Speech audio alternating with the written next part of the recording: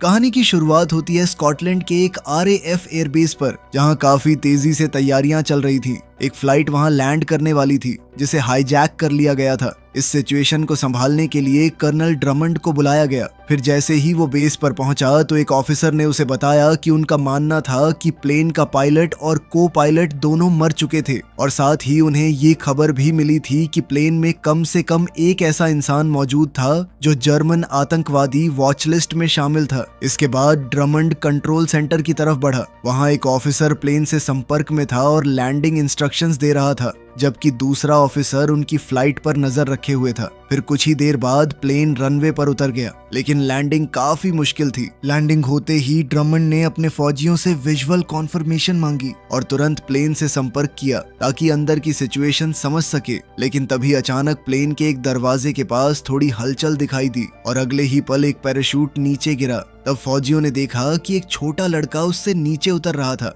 फिर ड्रमंड ने तुरंत 2 RAF ट्रक्स को हुक्म दिया कि वो लड़के को वहां से सुरक्षित ले आए। इसी बीच उन्हें कॉकपिट के अंदर एक और इंसान नजर आया। ड्रमंड ने तुरंत रेडियो पर चेतावनी दी कि अगर उसने कोई गलत कदम उठाया तो फौजी तुरंत फायरिंग शुरू कर देंगे। फिर उसने उस आदमी को पायलट सीट पर बैठने और धीरे धीरे अपने हाथ ऊपर करने को कहा, लेकिन उस आदमी ने बस इतना कहा कि उसे प्लेन से बाहर आने दिया जाए ताकि वो सब कुछ समझा सके। वो बार बार दावा कर रहा था कि वो आतंकवादी नहीं था। फिर कुछ देर बाद ड्रमंड ने अपनी ट्रांसलेटर को उस लड़के से बात करने भेजा। उस लड़के का नाम टॉम था और उस वक्त डॉक्टर्स उसका चेकअप कर रहे थे, लेकिन ट्रांसलेटर को उससे कुछ खास पता नहीं चला क्योंकि टॉम पूरी तरह शॉक में था। फिर हम एक दिन पहले की कहानी देखते हैं। एक होटल कमरे में टॉम की माँ सोफी बाथरूम में फ्लाइट के लिए तैयार हो रही थी। थोड़ी देर बाद उसने न्यूयॉर्क में मौजूद अपने डॉक्टर से फोन पर बात की, जहां वो टॉम के साथ अपनी खुफिया बीमारी का इलाज करवाने जाने वाली थी। उधर टॉम ने उन्हें बताया कि उसने उनका सामान चेक कर लिया था। फिर रात के वक्त दोनों एयरपोर्ट पहुंचे। सोफी अपने बेटे से मिली और उसके बाद दोनों सिक्योरिटी चेक पार करके वेटिंग एरिया की तरफ बढ़ गए। लेकिन फ्लाइट से पहले सोफी वॉशरूम चली गई। वहां सोफी ने अपना दवाई का बैग खोला और एक सिरिंज में दवा भरने लगी। उसके बाद उसने बॉटल से कुछ पिया और तुरंत उस ड्रिंक का असर उसके शरीर पर दिखने लगा। फिर उसने वो सिरिंज अपने अंदर इंजेक्ट कर ली। उधर वेटिंग रूम में फरीद फोन पर बात कर रहा था। तभी टॉम उससे बात करने लगा। दोनों के बीच काफी अच्छी बातचीत हुई और फिर फरीद ने उससे पूछा कि उसकी माँ कहाँ थी। खैर कुछ देर बाद सोफी भी वहां आ गई और फिर दोनों प्लेन के अंदर जाकर अपनी सीट्स पर बैठ गए। इसी बीच मेन एयर होस्टेस कॉकपिट में गई और उसने पायलट और को पायलट बास्टियन से पूछा कि क्या उन्हें कॉफी चाहिए। उसके बाद वो कॉफी लेने के लिए एयर होस्टेस स्टेशन की तरफ बढ़ गई। फिर उसने 8 बॉल को फर्स्ट क्लास में बैठे एक बदतमीज पैसेंजर को हैंडल करने को कहा। खैर कुछ ही देर में प्लेन ने जर्मनी से टेक ऑफ किया और सीधे US की तरफ निकल पड़ा।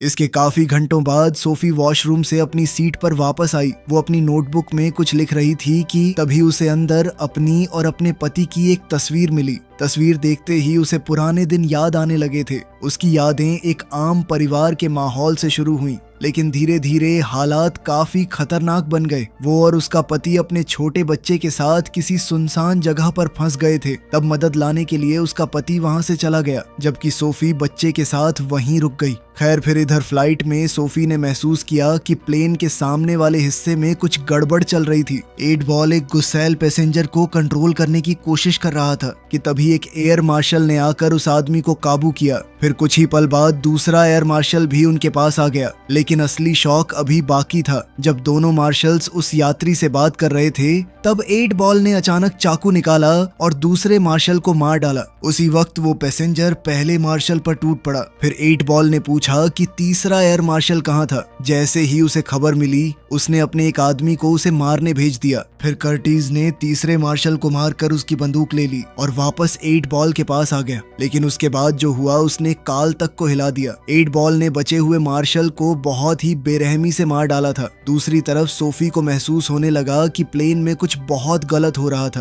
तभी अचानक 8 बॉल यात्रियों के पास वापस आया और सबको अपनी सीट्स पर बैठे रहने को कहा और साथ ही उनकी तरफ बंदूक तान दी। अगले ही पल उसके बाकी साथी भी सामने आ गए और सब यात्रियों को जबरदस्ती प्लेन के पिछले हिस्से की तरफ भेजने लगे। वहीं दूसरी ओर बर्ग कॉकपिट के पास गया और उसने दरवाजा खटखटाया। जैसे ही बस्टियन ने दरवाजा खोला तो बर्ग ने उसे बताया कि मैंने पहले ही पायलट को मार दिया है। इसके बाद हाईजैकर्स ने हैच खोला और पायलट की लाश को सीधे प्लेन के नीचे वाले लेवल में फेंक दिया। उसके बाद बर्ग ने यात्रियों के लिए ऐलान किया। उसने सबको बताया कि अब प्लेन उनके कब्जे में था और सब यात्रियों को हुक्म दिया कि वो अपने हाथ सामने वाली सीट पर रखें। उधर दाढ़ी वाला आदमी यूरी ब्लैक बॉक्स के पास गया और उसे रीप्रोग्राम करने लगा। काम खत्म होते ही उसने कॉकपिट में जाकर बर्ग को इसके बारे में बताया। फिर को पायलट ने ट्रेन का रूट मोड़ दिया। वहीं दूसरी तरफ टॉम अपनी माँ के लिए डर रहा था, मगर सोफी ने उसे शांत रहने को कहा। लेकिन फिर भी टॉम ने प्लेन का प्लान देखकर उसे एक ऐसी जगह बताई जहां वो धूप से बच सकती थी। इसी बीच कर्टिस फैरिड को सीट से उठाकर प्लेन के आगे की तरफ ले गया, जबकि कार्ल 8 बॉल को शांत करने की कोशिश कर रहा था। मगर तभी टॉम चुपके से अपनी सीट से निकल गया। अब सोफी भी तुरंत उसके पीछे भागने लगी, लेकिन 8 बॉल भी उनके पीछे आ गया और फिर उसने टॉम के सामने ही सोफी को गोली मार दी। ये देखकर बेचारा टॉम पूरी तरह टूट गया था। फिर 8 बॉल ने उस लड़के को पकड़ लिया, लेकिन कार्ल ने बीच में आकर टॉम को वापस उसकी सीट पर बैठा दिया और उसे वहीं चुपचाप बैठे रहने को कहा। फिर थोड़ी देर बाद बर्ग और कर्टिस कॉरिडोर में मिले और कर्टिस ने उसे बताया कि अभी क्या हुआ था। ये सुनते ही बर्ग सीधे 8 बॉल के पास पहुंचा और उसे चेतावनी दी कि अगर उसने दोबारा ऐसा कुछ किया तो वो उसे खुद मार डालेगा। लेकिन फिर भी उसने सोफी की मौत को बाकी यात्रियों के लिए एक धमकी की तरह इस्तेमाल किया। इसके बाद कहानी फ्लैशबैक में चली गई। हम देखते हैं कि सोफी अपने बच्चे के साथ गाड़ी में बैठी थी और अपने पति का इंतजार कर रही थी, जो मदद लाने गया था। काफी देर तक इंतजार करने के बाद सोफी खुद गाड़ी से बाहर निकली और जंगल के अंदर अपने पति के पैरों के निशान के पीछे चलने लगी। फिर कुछ देर बाद उसे एक सुनसान घर दिखाई दिया। उसे लगा शायद उसका पति अंदर हो, मगर जैसे ही वो घर के अंदर गई उसने जमीन पर खून देखा। वो उस खून का पीछा करते हुए बेसमेंट की तरफ बढ़ने लगी कि तभी अचानक एक वैम्पायर अंधेरे से बाहर निकला और उसके पीछे भागने लगा। बेचारी सोफी ने किसी तरह बेसमेंट में खुद को बंद कर लिया, लेकिन अंदर जाकर उसके होश उड़ गए क्योंकि वहां उसका पति मरा हुआ पड़ा था। उसी वक्त वो वैम्पायर बेसमेंट की खिड़की तोड़कर अंदर घुसने की कोशिश करने लगा। सोफी ने उसे रोकने की कोशिश की, लेकिन फाइट के दौरान वैम्पायर ने उसे काट लिया और अगले ही पल सूरज की रोशनी पड़ते ही वो वैम्पायर जलकर मर गया। फिर अचानक सोफी की आंख खुली और वो वापस प्लेन में थी और अब भी जिंदा थी। फिर कुछ देर बाद सोफी को प्लेन के होल्ड एरिया से कुत्तों की आवाजें सुनाई दी तो वो हैच के जरिए नीचे उतर गई। उधर बर्ग फरीद और 2 आदमियों को जबरदस्ती एक आतंकी मैसेज पढ़ने पर मजबूर कर रहा था। इधर होल्ड में कर्टिस और यूरी बॉम्ब बनाने के लिए सामान ढूंढने नीचे आए थे कि तभी सोफी एक गाड़ी के नीचे छुप गई। जल्द ही यूरी बॉम्ब सेट करने लगा। उसी वक्त सोफी एक कुत्ते तक जा पहुंची और उसका खून पीने लगी। वो कुत्ता इतनी जोर जोर से आवाजें करने लगा कि यूरी परेशान हो गया और वापस होल्ड एरिया में आ पहुंचा। लेकिन जैसे ही उसे गाड़ी के पीछे छुपी सोफी दिखी तो सोफी तुरंत उस पर टूट पड़ी और उसे मार डाला। उसी वक्त फरीद भी पैसेंजर्स के बीच आ गया और सीधा टॉम के बगल में जाकर बैठ गया। दूसरी तरफ सोफी का शरीर तेजी से वैम्पायर फॉर्म में बदलने लगा था। उसे महसूस हुआ कि उसके दांत बाहर निकल रहे थे। वो तुरंत अपनी दवाई ढूंढने लगी और इंजेक्शन तैयार करने लगी। लेकिन तभी उसने बर्ग को यूरी से बात करते सुना। बर्ग कह रहा था कि जंप में सिर्फ 10 मिनट बचे थे। ये सुनते ही सोफी वापस यूरी की लाश के पास गई और उसका खून पीने लगी। इससे उसका शरीर और भी तेजी से बदलने लगा। फिर वो धीरे धीरे प्लेन के मेन सेक्शन की तरफ लौट आई। उधर हाईजैकर्स ने यात्रियों से झूठ बोला कि अगर किसी ने अपनी सीट छोड़ी तो वो जहरीली गैस रिलीज कर देंगे। उसके बाद सब होल्ड एरिया में गए जहां उन्हें यूरी की लाश मिली। उसके पास एक कुत्ता खड़ा था जिसे सोफी ने जानबूझकर छोड़ दिया था ताकि ऐसा लगे कि यूरी को उस कुत्ते ने मारा था। इसी बीच सोफी प्लेन के पिछले हिस्से में टॉम को लेने के लिए पहुंच गई थी। उसे देखते ही यात्री घबरा गए और उन्हें लगा कि अब गैस रिलीज हो जाएगी। खैर सोफी टॉम को लेकर कॉकपिट की तरफ बढ़ गई, लेकिन वहां पहुंचकर उन्हें पता चला कि पायलट्स पहले ही प्लेन छोड़कर जा चुके थे। फिर सोफी वापस यात्रियों के पास आई। उसने पूछा कि किसी को प्लेन उड़ाना आता है क्या? इस पर एक आदमी ने कहा कि मैं ट्राई कर सकता हूँ। फिर वो सोफी के साथ कॉकपिट में चला गया। अब जैसे ही दोनों अंदर गए तो सोफी ने फरीड के पहुंचने से पहले कॉकपिट का दरवाजा लॉक कर दिया। उधर हाईजैकर्स स्कूबा गियर पहनकर प्लेन से कूदने की तैयारी कर रहे थे। साथ ही बर्ग उस आदमी के संपर्क में था जो समुद्र में उन्हें पिकअप करने वाला था। वहीं कॉकपिट के अंदर सोफी का शरीर और भी खतरनाक तरीके से बदल रहा था, जिसे देखकर टॉम भी डरने लगा। तभी उस आदमी को समझ आया कि प्लेन ऑटो पायलट पर चल रहा था। इसके बाद सोफी ने सिक्योरिटी मॉनिटर में हाईजैकर्स को देखा और उस आदमी से कहा कि हाईजैकर्स के कूदने तक इंतजार करे और उसके बाद ही ऑटो पायलट बंद करे। लेकिन 8 बॉल को अब समझ आ गया था कि सोफी अभी जिंदा थी। वो उसे ढूंढने के लिए बर्ग के साथ वापस प्लेन में घुस आया। तभी एक यात्री ने उन्हें बता दिया कि सोफी कॉकपिट में थी। ये सुनते ही दोनों कॉकपिट के बाहर पहुंच गए और दरवाजा खोलने को कहने लगे। लेकिन सोफी ने कॉकपिट वाले आदमी से कहा कि प्लेन को फिर से यूएस की तरफ मोड़ दे, मगर वो आदमी बोला कि यूरोप ज्यादा पास था। लेकिन सोफी को देखकर वो इतना डर गया था कि उसने बिना बहस किए उसकी बात मान ली। फिर जैसे ही हाईजैकर्स ने प्लेन के रूट को बदलते हुए देखा तो उन्होंने एक पैसेंजर को मारने की धमकी दे दी। फिर बर्ग ने बिना सोचे उस यात्री को गोली मार दी। इसके बाद उसने सोफी से कहा कि जब तक वो कॉकपिट का दरवाजा नहीं खोलेगी तब तक वो एक एक करके सबको मारता रहेगा। उसके बाद उसने 8 बॉल को हुक्म दिया कि वो अगला शिकार लेकर आए। वो दरिंदा जब भीड़ में गया तो एक छोटी लड़की को पकड़कर बर्ग के सामने ले आया। बर्ग ने अब उस लड़की को सामने खड़ा कर दिया ताकि सोफी उसे देख पाए, लेकिन वो लड़की को कोई नुकसान पहुंचाता उससे पहले ही सोफी तुरंत कॉकपिट से बाहर निकली। अगले ही पल वो बर्ग पर टूट पड़ी और उसके गले में दांत घुसा दिए। ये देखकर बस्टियन और बाकी पैसेंजर्स की रूह कांप गई और वहीं कॉकपिट में मौजूद आदमी ने तुरंत दरवाजा बंद करके लॉक कर दिया। इधर सोफी ने बर्ग का खून पीना खत्म किया और फिर बाकी हाईजैकर्स के पीछे भागी। सब डरकर होल्ड एरिया की तरफ भागने लगे, लेकिन असली मौत का खेल अब शुरू हुआ। बर्ग का शरीर भी धीरे धीरे बदलने लगा था। फिर जैसे ही सोफी ने उसकी आवाज सुनी तो वो तुरंत वापस आई और उसका खात्मा कर दिया। इधर 8 बॉल ये सब अपनी आंखों से देख रहा था। उसके बाद सोफी कॉकपिट के दरवाजे के पास गई और टॉम को बोला कि वो दरवाजा बिल्कुल न खोले, क्योंकि वही उसके लिए सबसे सुरक्षित जगह थी। फिर वो वॉशरूम में चली गई, जहां शीशे में उसने देखा कि उसकी ट्रांसफॉर्मेशन कितनी ज्यादा बढ़ चुकी थी। दूसरी तरफ हम देखते हैं कि 8 बॉल ने सोफी का बैग चेक किया और कुछ देर बाद वो उसकी नोटबुक लेकर बाकी हाईजैकर्स के पास लौट आया। नोटबुक पढ़कर उसने सबको बताया कि सोफी असल में एक वैम्पायर थी, लेकिन कार्ल ने अपनी आंखों से कुछ नहीं देखा था। इसलिए जब बाकी लोग सोफी के हमलों के बारे में बताने लगे तो उसने किसी की बात पर यकीन नहीं किया। वो ज्यादा परेशान 8 बॉल की भयानक सोच से था।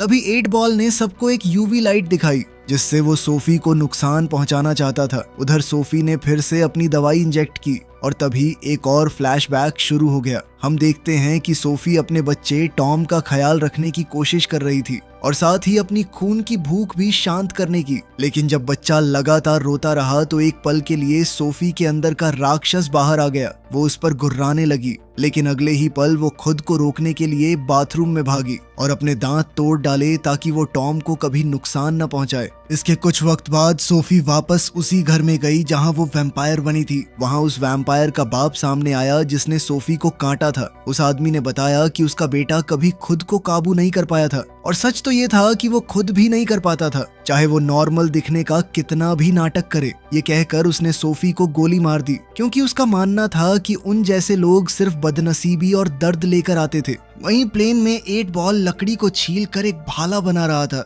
जबकि बाकी हाईजैकर्स इस बात पर बहस कर रहे थे कि अब आगे क्या करना है। तब कार्ल ने बैस्टियन को समझाया कि हमारे पास बस एक ही तरीका है, किसी भी तरह कॉकपिट में घुसकर प्लेन को सही रूट पर लाना होगा। वहीं इसी बीच टॉम कॉकपिट से बाहर आ गया। अंदर मौजूद आदमी उसे रुकने के लिए चिल्लाता रहा, लेकिन टॉम ने किसी की नहीं सुनी। उसने किसी तरह वॉशरूम का दरवाजा खोलकर अपनी माँ को बाहर निकाला और जैसे ही कॉकपिट वाले आदमी ने उन्हें देखा तो उसने तुरंत खुद को वापस कॉकपिट में बंद कर लिया। उसी वक्त सोफी भी धीरे धीरे उठने लगी और सीधा 8 बॉल की तरफ बढ़ी, मगर 8 बॉल पहले से तैयार खड़ा था। उसके हाथ में लकड़ी का स्टेक और यूवी लाइट थी। अगले ही पल उसने यूवी लाइट सोफी पर डाली, जिससे उसकी त्वचा जलने लगी और वो दर्द से बेहोश होकर गिर पड़ी। ये देखकर 8 बॉल ने बाकी हाईजैकर्स को हुक्म दिया कि वो प्लेन का कंट्रोल वापस लें, जबकि वो खुद पीछे रुक गया ताकि ये समझ सके कि सोफी असल में थी क्या। तभी उसे एक सिरिंज मिली। अब वो उसमें सोफी का खून भरने लगा। अब जैसे ही वो लकड़ी के स्टेक से सोफी को मारने वाला था, तभी टॉम वहां पर आ गया और 8 बॉल पर बंदूक तान दी।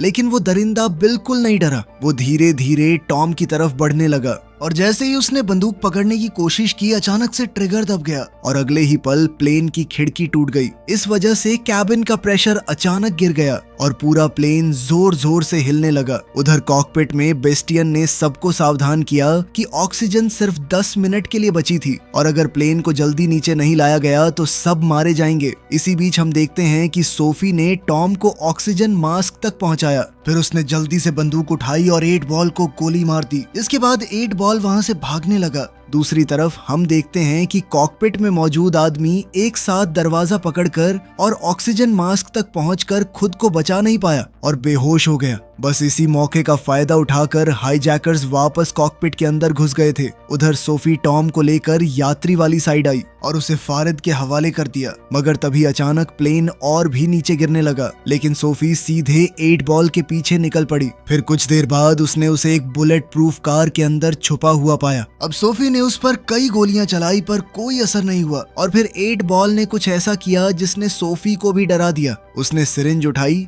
और अचानक सोफी का खून खुद के अंदर इंजेक्ट कर लिया। सोफी उसे रुकने की भीख मांगती रही, लेकिन अब बहुत देर हो चुकी थी। अगले ही पल 8 बॉल का शरीर भी बदलने लगा। तब सोफी को समझ आ गया कि उसे रोकने का सिर्फ एक ही तरीका बचा था। अब वो तुरंत माचिस और शराब ढूंढने लगी। फिर वो वापस कार के पास आई और पूरी शराब अंदर डाल दी। फिर अगले ही पल उसने आग लगा दी और 8 बॉल जिंदा जलने लगा। तब आग की रोशनी में सोफी को उस पुराने वैम्पायर की बातें याद आईं कि उन जैसे राक्षसों को अपनी बुराई दुनिया में फैलने नहीं देनी चाहिए। फिर सोफी ने 8 बॉल का चेहरा बार बार कुचलना शुरू कर दिया, लेकिन आखिरी वार से पहले 8 बॉल ने उससे एक बात कही। उसने कहा कि वो कभी अपने अंदर के राक्षस को काबू नहीं कर पाएगी।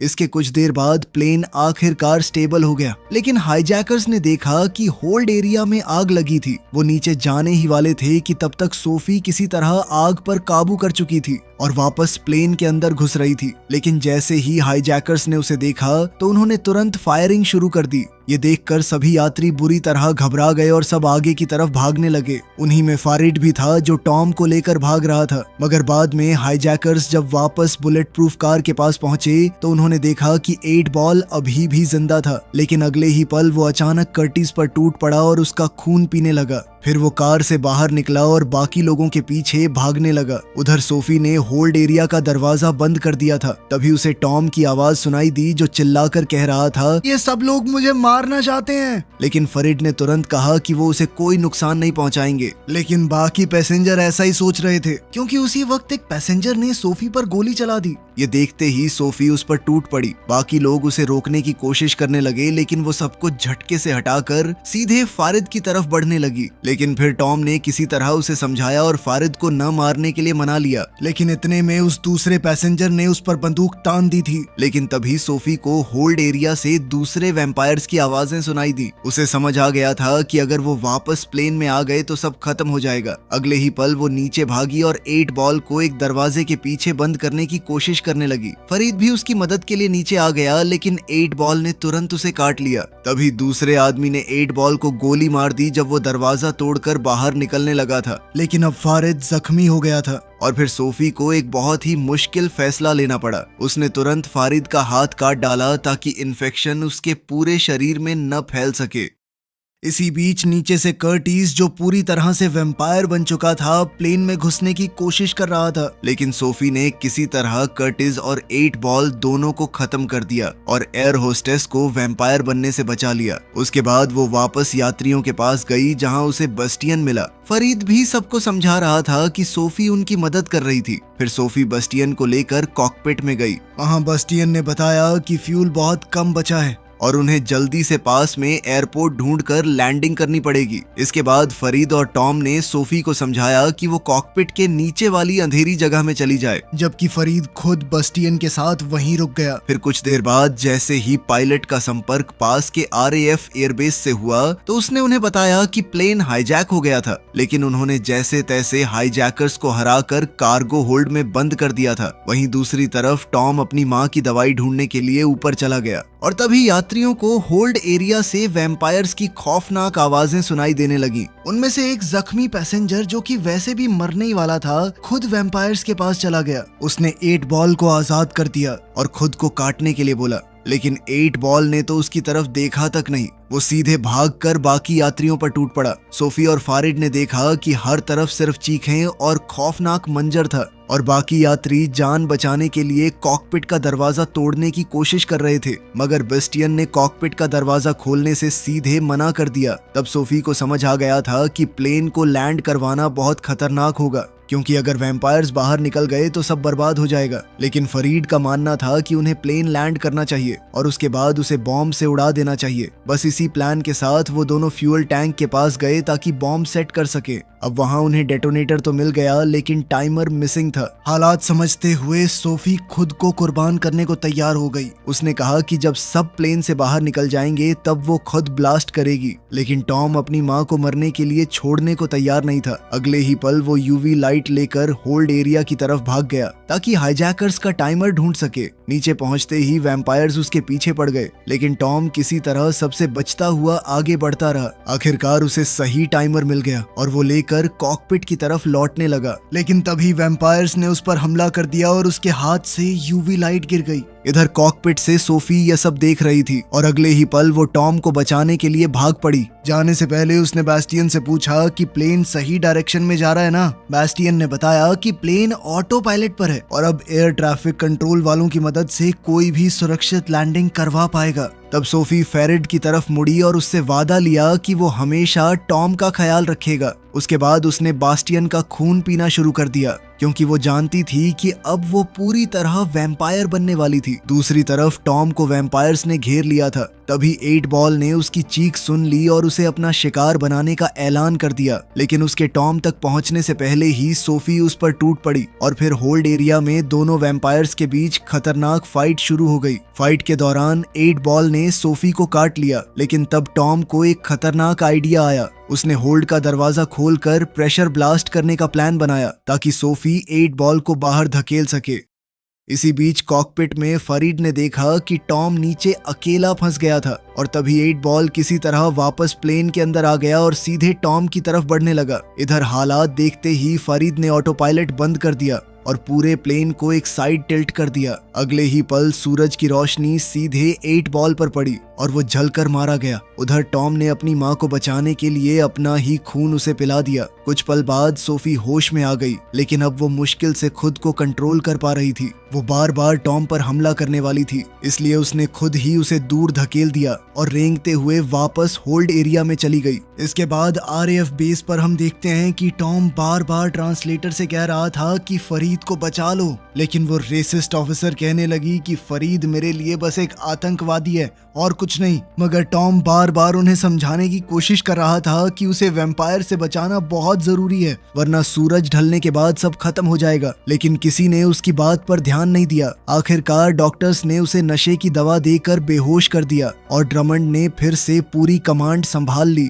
उसने अपने फौजियों को रुकने का हुक्म दिया, जबकि प्लेन के अंदर वैम्पायर्स बची हुई लाशों पर टूट पड़े थे। दूसरी तरफ फौज लगातार फरीद से संपर्क करने की कोशिश कर रही थी। वो उसे खुद को फौज के हवाले करने को कह रहे थे, लेकिन कोई भी उसकी बात समझ नहीं पा रहा था। फरीद बार बार उन्हें सावधान करता रहा, लेकिन किसी ने उसकी मिन्नतें नहीं सुनी और फिर फौज ने उस पर फायरिंग कर दी। उसके बाद फौजी प्लेन के अंदर जा घुसे और फरीद को बाहर खींच लाए ताकि वो प्लेन ब्लास्ट न कर सके। लेकिन उन्हें बिल्कुल अंदाजा नहीं था कि अंदर उनका सामना किससे होने वाला था। उधर टॉम को हॉस्पिटल ले जाया जा रहा था, लेकिन रास्ते में ही उसने वो दवा उठाई जो उसके लिए रखी गई थी और पैरामेडिक को इंजेक्ट कर दिया। फिर उसने अपना टेडी बेयर उठाया और चलती गाड़ी से सीधे बाहर कूद गया। अगले ही पल वो पूरी तेज रफ्तार से प्लेन की तरफ भागने लगा। दूसरी तरफ फौजी जैसे ही प्लेन के अंदर घुसे तो वैम्पायर्स ने उन पर हमला कर दिया। फरीद उन्हें सावधान करता रहा, लेकिन अब बहुत देर हो चुकी थी। मगर कुछ पल बाद फरीद ने ट्रक के पीछे से टॉम को देखा। वो उसे आवाज देता रहा, लेकिन टॉम तक उसकी आवाज पहुंच ही नहीं पाई। जैसे ही टॉम प्लेन के पास पहुंचा तो उसने अपनी माँ को एक फौजी का खून पीते हुए देखा।